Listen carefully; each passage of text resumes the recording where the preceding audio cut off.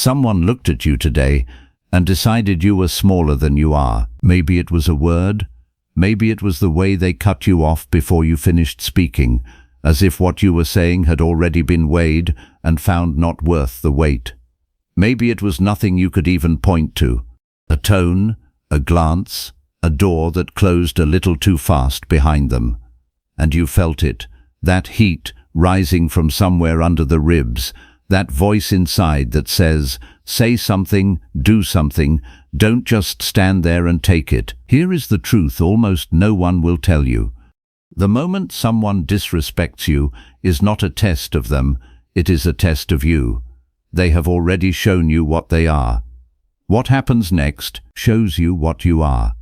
Most people fail this test, not because they are weak, but because they answer the wrong question. They ask, how do I hurt them back? How do I win? How do I make them feel what they made me feel? And in asking that, they hand over the one thing no one can take unless you give it. In this video, we are going to walk through 5 ways to handle people who don't respect you. But I need to be honest with you from the first minute, these are not clever comebacks. This is not a list of ways to make someone regret crossing you. Revenge is loud. What we are talking about is quiet. It is heavier and it is harder, and it is the only thing that actually works. Because the person who has to prove they deserve respect has already lost it, and the person who no longer needs to prove anything becomes untouchable. Stay with me. The 5th one is the one almost no one is willing to do. Let's begin by looking honestly at what disrespect actually is. Because if you misunderstand the thing, every response you build on top of it will be wrong. When someone disrespects you, it feels like a statement about your worth. It lands like a verdict, as if this person has looked into you, measured what you are, and announced the result out loud for everyone to hear. But that is not what happened, not even close. A person can only show you what is inside them. That is the whole of it. When someone is cruel, they are showing you their cruelty. When someone is dismissive, they are showing you their arrogance.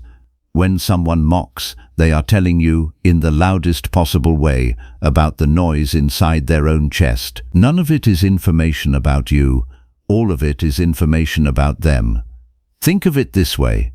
A man walks past a still pool of water and throws a stone into it.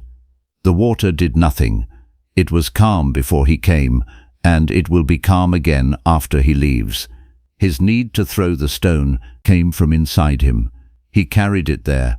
He was looking for something to break. The mistake we make, the mistake that ruins us, is that we take the stone personally. We let the ripple become who we are.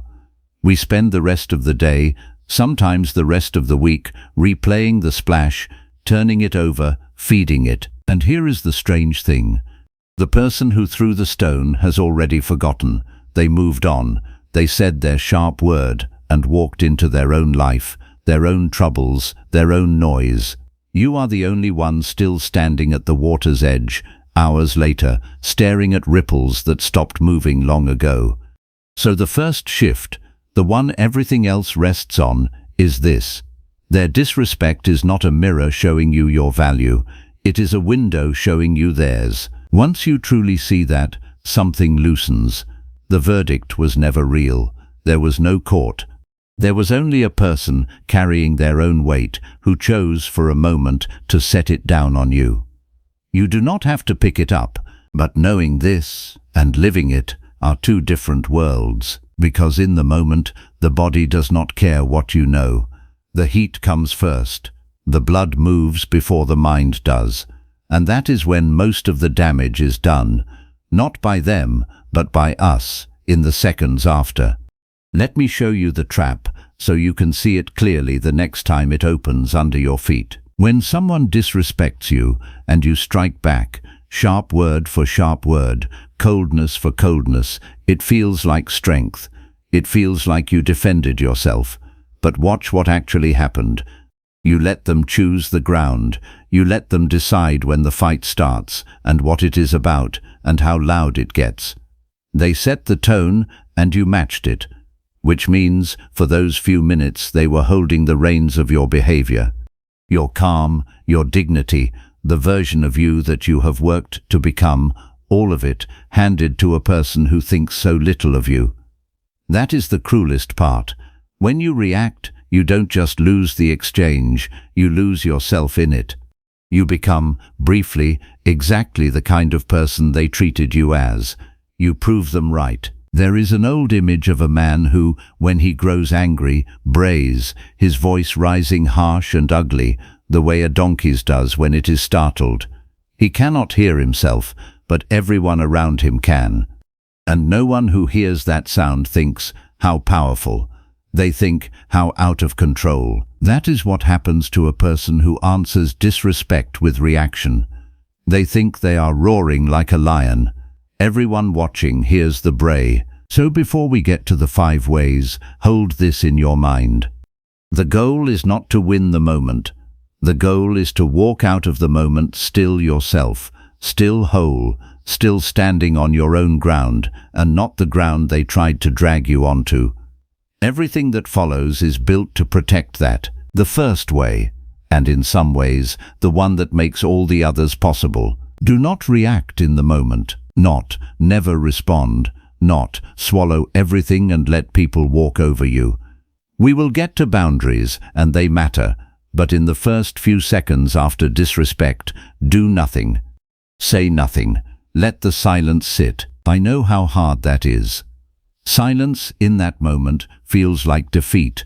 It feels like the words are trapped behind your teeth and everyone can see you failing to release them. Your whole body is screaming to close the gap, to answer, to correct, to defend.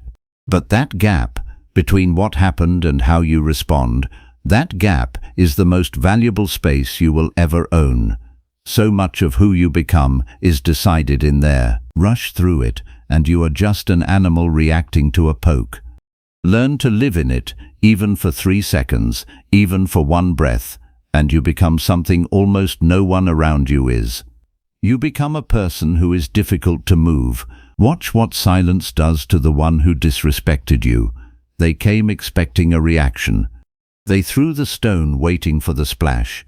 And when the splash doesn't come, when you simply look at them, calm, unbothered, unhurried, something shifts in the air. Their words, which were meant to land on you, hang in the space between you instead. And everyone in the room hears them again. Not softened by your reaction, but naked, exposed, belonging entirely to the person who said them. The one who stays silent forces the disrespect to echo back to its owner. There is a discipline hidden in this that goes deeper than manners. When you refuse to react, you are practicing the hardest skill a person can learn, the skill of not being controlled by what happens to you, because a reaction is a leash. Whoever can make you react can lead you anywhere, and a person who has trained themselves to pause has quietly cut every leash that anyone could ever hold. So the next time the heat rises, do not fight it and do not obey it. Just wait. Breathe once. Let the moment be quiet. Let them wonder what you're thinking. That quiet is not emptiness. That quiet is power, holding perfectly still. Let me take you inside a moment like this, so you can feel how it works, and not just hear the idea. Picture a long table, a room full of people who matter. Colleagues, family, it doesn't matter which. You say something honest, something you thought through. And before you finish, someone speaks over you. A small laugh, a dismissive word, the kind of thing that says, without saying it, we don't need to hear the rest. Every eye moves to you. This is the moment. They are all waiting to see which version of you will answer. The reactive version rises fast. It is already forming the sharp reply, the wounded correction, the too loud defense, and that version, if you let it speak, will make the whole room uncomfortable, and it will make you look like exactly what the other person suggested. Small, rattled, easy to knock off balance, but there is another version of you, the one who has learnt the gap. That version simply pauses, lets a full breath pass, meets the person's eyes without heat, and then, calm, unhurried, in a voice that has nothing to prove, continues the sentence exactly where it was interrupted, as if the interruption was a small noise from outside, a car passing, a bird, something that does not require an answer. Do you feel the difference? Nothing was said about the disrespect, no fight was picked, and yet everyone in that room just learned something about you that they will not forget, that you are not the kind of person who can be knocked over with a word. That is the strange mathematics of it. The less you defend your dignity out loud, the more of it people see. And here is what I want you to carry from this. The pause is not passive. It is not you giving up. Inside that pause, an enormous amount is happening. You are refusing the leash. You are choosing your ground. You are letting their words return to them. You are showing, without a single wasted breath, that your steadiness does not depend on how people treat you. Most people spend their whole lives believing that peace is something other people either give them or take from them. The person who has learnt the pause knows a secret. Peace was never theirs to take. It was given to you to guard. And you guard it not by fighting for it, but by refusing to trade it away. The second way. This one lives underneath the first, and it is the reason the pause is even possible. Do not take it personally. I know, this is the advice everyone gives, and almost no one can actually do. Someone insults you, and a friend says, "Don't take it personally." And you want to say, "How? It was personal. They aimed it at me." So let me give you something more solid than a slogan, something you can actually stand on. When you take disrespect personally, you are making a quiet agreement with the other person. You are agreeing that they have the authority to judge your worth. You are letting their opinion sit on the same shelf as your own understanding of who you are. And once it sits there, it starts to weigh. But ask yourself, who is this person? What do they actually know of you? They see a sliver, a surface, a version of you filtered through their own mood, their own wounds, their own bad morning. They are judging a whole life they have never seen, from a fragment they barely understand. Would you accept a verdict on your character from someone who has read one page of a 1,000-page book? Of course not. And yet, when we take disrespect personally, that is exactly what we do. We let someone who has read one page tell us how the story ends. Here is the reframe that changes everything. Your worth is not up for a vote. It was never a thing that other people assemble by their approval and dismantle by their contempt. In their eyes it may seem to go up and down, but that was never where your worth was decided. It sits somewhere they cannot reach, underneath all the noise, whether they see it or not. The person who understands this becomes almost impossible to insult. Not because they've built a wall, walls are heavy and they crack, but because there is no door. The insult arrives, looks for the place inside you that agrees with it, and finds that place empty. And so it falls to the ground, having nowhere to land. You do not take it personally, not because you are pretending it doesn't hurt, but because you have quietly stopped giving strangers the authority to decide who you are. That authority was never theirs. It is time to take it back. But let's go one layer deeper. Because there is a reason people disrespect others, and once you understand it, the sting almost disappears on its own. People who feel full do not tear at others. Think about that. Really sit with it.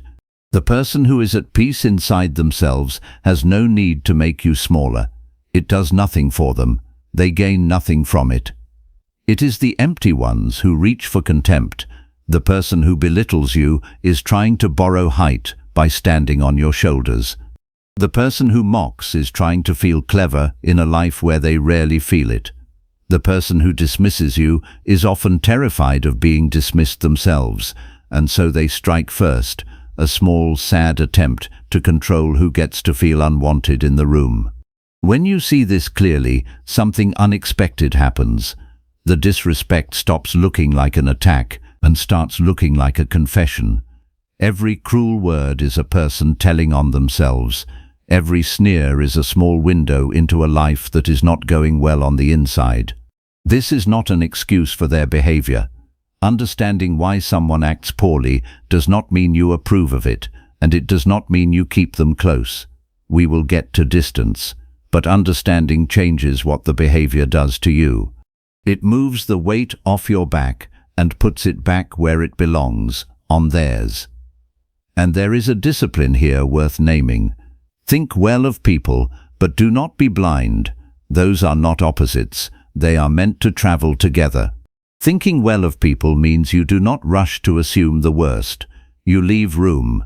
You remember that the person who snapped at you might be carrying something you cannot see: grief, exhaustion, a fear that has nothing to do with you. Most disrespect is not aimed at you at all. You just happen to be standing there when someone's inner weight spilled over.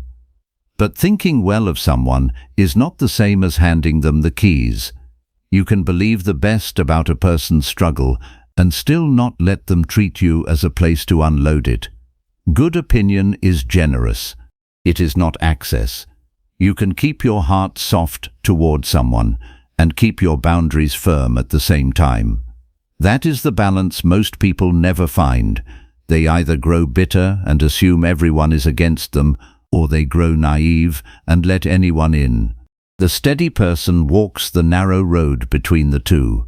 Soft heart, clear eyes, an open hand, and a closed door when the door needs to be closed. The third way, and this is where the quiet ones are often misunderstood. Set the boundary, once, calmly, without drama. Some people hear everything I've said so far and think it means becoming a doormat. Just absorb everything, take every blow, smile and let it wash over you forever. No, that is not peace. That is surrender wearing the mask of patience. There is a difference between not reacting and not responding. The pause protects you in the moment. The boundary protects you across time. And a person who has one but not the other is only half free. So how does a steady person set a boundary? Not the way most people imagine.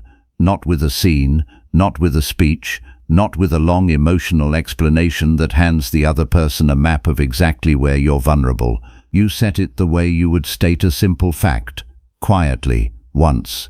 And then you let your actions carry the weight your words no longer need to. You might say, I don't speak to people who speak to me that way. And then you stop speaking. Not as a punishment, not to make them feel it. Simply because it is true and you are a person whose actions match their words. Here is what makes this so powerful. Most people threaten boundaries they never enforce. They say, if you do that again, I'm done, and then they stay. They say it 10 times, 20 times, and each empty repetition teaches the other person one thing, that your line is not a line at all. It is a suggestion. It moves whenever they push. The steady person almost never announces a boundary. They simply have one, and you discover it not by being warned, but by watching the distance quietly grow the moment you cross it. That kind of boundary needs no volume, because it is real. There is no argument to have, because there is nothing being negotiated. You are not asking permission to be respected. You are not pleading your case. You are simply a person who has decided how they will and will not be treated, and who has the quiet steadiness to let that decision be true. Say it once, then let the silence and the distance say the rest. Let me name the hardest part of this, because no one likes to admit it. The reason we don't set boundaries is not that we don't know how. It is that we are afraid of what setting them will cost. We are afraid of losing the person. We are afraid of the silence that follows. We are afraid that if we stop tolerating the disrespect, we will be left with less, fewer people, emptier rooms, the quiet of having drawn a line that someone chose not to stay behind. So we tell ourselves a story. It's not that bad. They didn't mean it. I'm overreacting. And with every telling, the line moves back a little further, until one day we look up and realize we are living far, far behind where we ever meant to stand. Here is what I want you to sit with. A boundary will sometimes cost you a relationship. That is not the boundary failing. That is the boundary working. It is showing you, cleanly and without cruelty, who was willing to treat you well and who was only staying as long as they could treat you however they liked. The people who leave when you stop accepting disrespect were never really with you. They were with the version of you that made no demands, that asked for nothing, that could be crossed without consequence. When that version disappears, so do they, and what they leave behind is not a loss, it is an opening, because here is the strange grace of it. Every space that a disrespectful person occupied in your life is a space that a good person could not enter while they were there. The distance you create is not emptiness, it is room. Room for people who will meet you as an equal. Room for peace. Room to stop bracing for the next small wound. There is real courage in this, the courage to be, for a while, more alone than you were. To trust that a life with fewer people who diminish you is richer than a life crowded with people who do. Most never find that courage. They would rather be surrounded and diminished than free and, for a season, quiet. But the ones who can hold that quiet discover something. The silence after a boundary is not the silence of loss. It is the silence right before the right people arrive. The fourth way. This one is about who you are when no one is watching your intentions, only your behavior. Keep your standard. Do not sink to meet theirs. When someone disrespects you, they are not just testing your patience. They are, without knowing it, inviting you down. Down to their level, down into the mud, where the rules are simpler and the wounds are sharper, and everyone leaves dirty. And it is such a tempting invitation, because down there it feels fair. They were cruel, so you get to be cruel back. They went low, so surely you're allowed to go a little lower. It feels like justice, it feels earned, but watch what it actually does. The moment you sink to their level, the distance between you and them vanishes. All the character you built, all the steadiness you practiced, all the quiet dignity that made you different, gone, erased. Because now you are just two people trading wounds in the dark, and no one watching can tell the difference between you anymore. That is the real cost. Not that you lose the argument, that you lose the distinction. You let a cruel person turn you, for a moment, into a copy of themselves, and of all the things disrespect can take from you, that is the heaviest, the day you look at how you behaved, and you don't recognize the person who did it. Your standard is not a performance for other people. It is the shape of your own soul, held steady under pressure. And pressure is exactly the moment it matters. Anyone can be gracious when they are treated well. That is easy. That costs nothing. The measure of a person is how they behave when they are treated badly, when no one would blame them for sinking, when the mud is right there, when every excuse to go low is available and waiting. To respond to smallness with dignity is not weakness. It is the rarest strength there is. It says, you can decide how you treat me, but how I answer is mine to carry. And I will not hand it away just because you were unkind. Stay on your ground.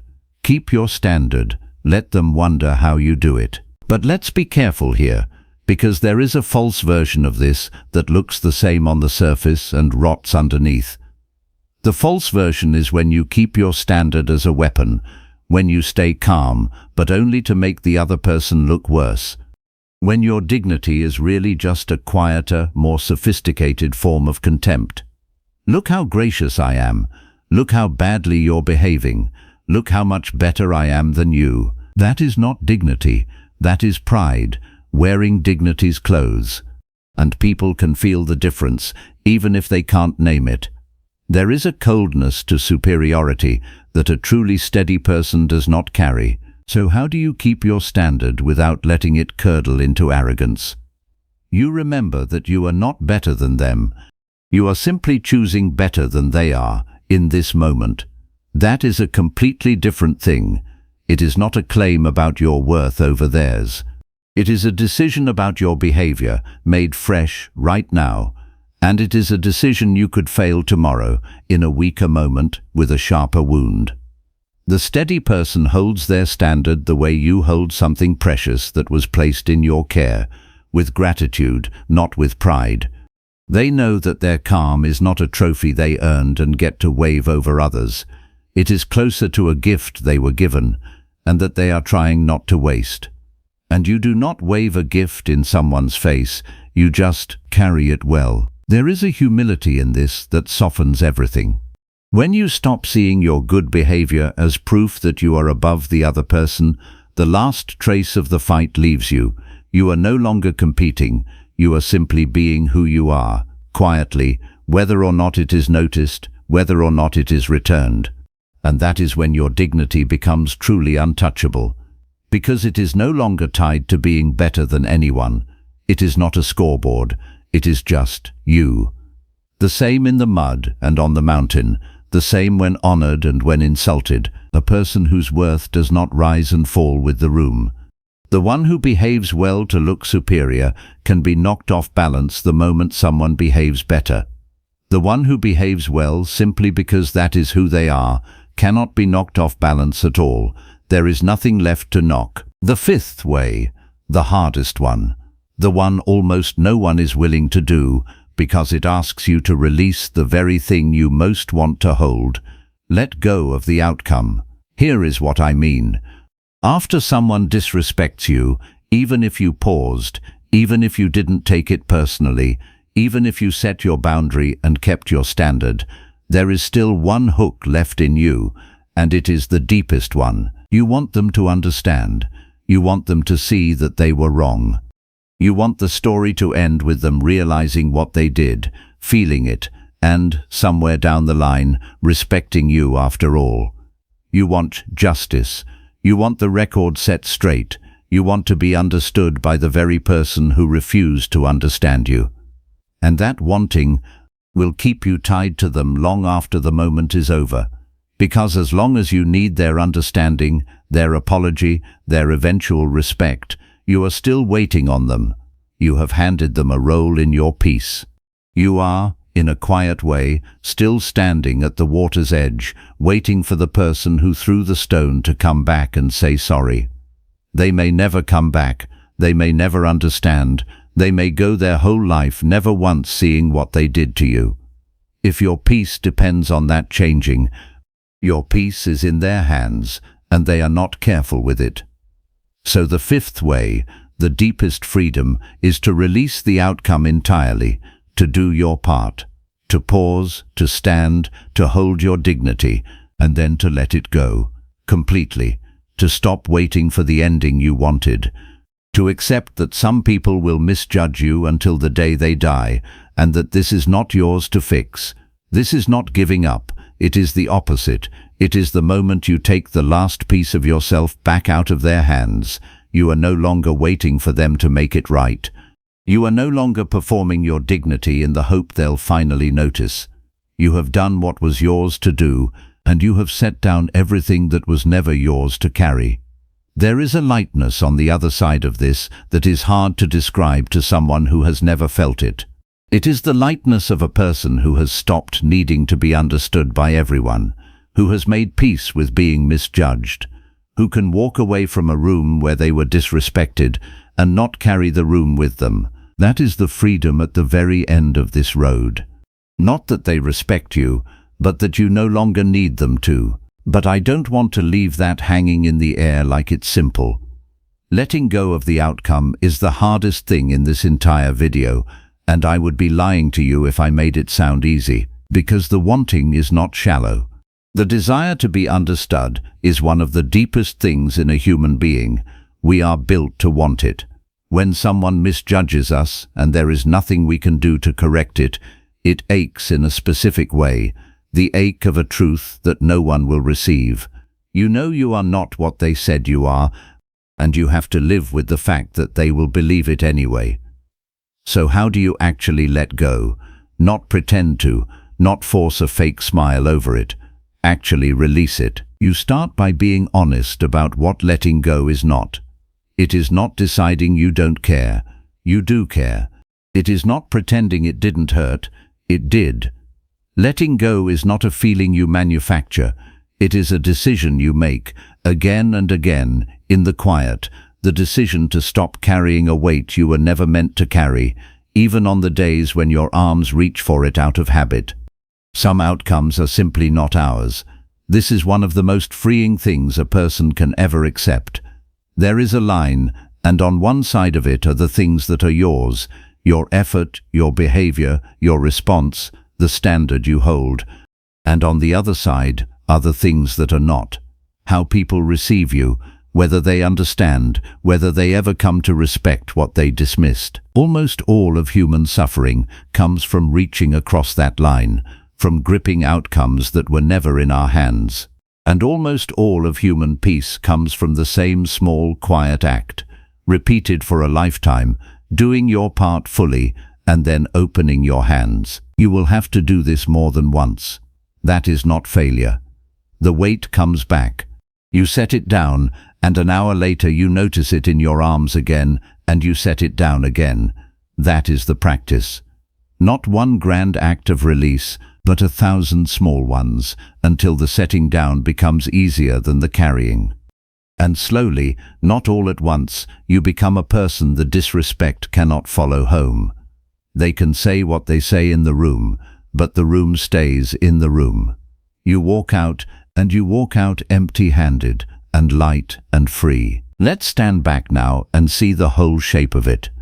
Because these 5 are not really 5 separate tools, they are one movement, one way of being, seen from 5 sides. Do not react in the moment, so that no one can lead you by the leash of your own anger. Do not take it personally, so that no stranger holds the authority to decide your worth. Set the boundary, once, without drama, so that your peace has walls, and the walls are real. Keep your standard, do not sink, so that no cruel person can turn you into a copy of themselves.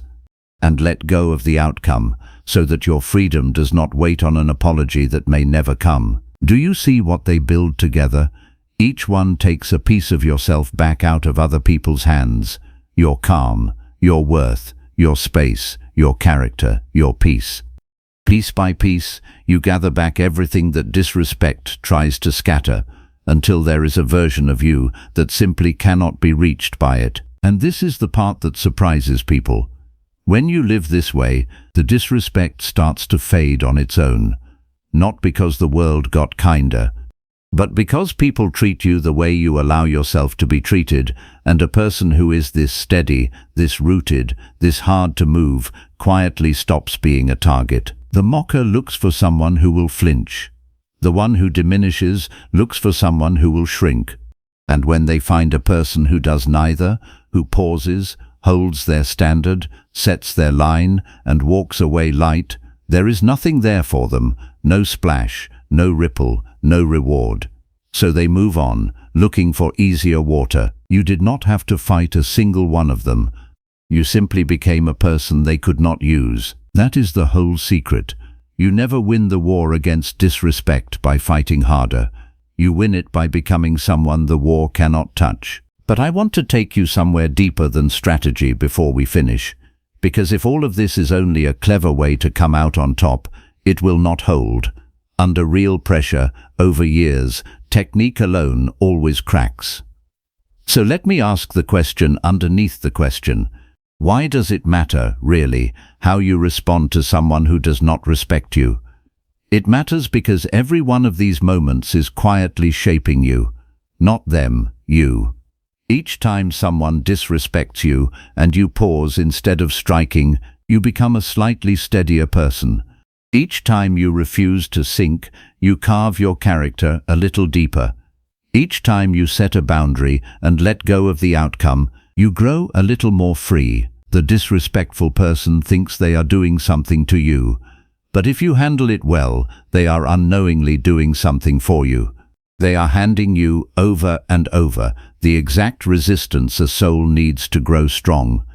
You did not ask for it, you would not have chosen it, but there it is, and in the right hands, even an insult becomes material. Even cruelty becomes a place to practice patience and self-control.